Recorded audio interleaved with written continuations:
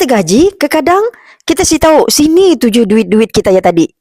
Tu adalah antara tips cara yang terbaik untuk kita selamatkan duit gaji kita ya daripada bocor.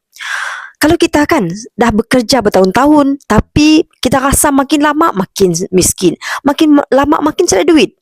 Bila kita dapat gaji, habis semua dibelanjakan tanpa sikit pun untuk simpanan. Jika kita ada masalah tu, kita orang boleh coba cara tu. Pasti berkesan. Sebelum kita pegang duit gaji, sebenarnya kita kena asingkan dulu 10% daripada gaji kita ya tadi untuk disimpan. Kalau simpan dalam bentuk duit, bagus simpan dalam bentuk emas.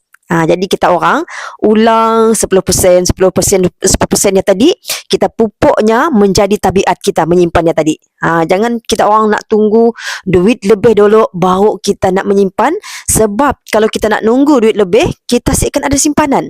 Okey, sebenarnya apa yang kita simpan ya akan menjadikan kita kaya, dan apa yang kita belanjakan ya sebenarnya akan menjadikan orang lain kaya. Jadi kita orang di Public Gold ada cara untuk kita menabung emas, untuk kita ada emas fizikal. Kita menabung je di akaun emas GAP.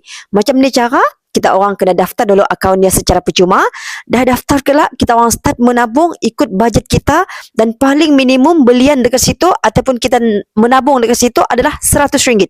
Okey, jadi bagi kita yang kita rasa sebelum tu kita simpan-simpan, kita tahu sini tuju duit kita, kita korek balik duit kita, jadi kita tukarkan cara kepada simpan emas. Boleh isi borang side up di bio kami guide kita. Macam ni kita nak mengekalkan kekayaan kita dengan emas.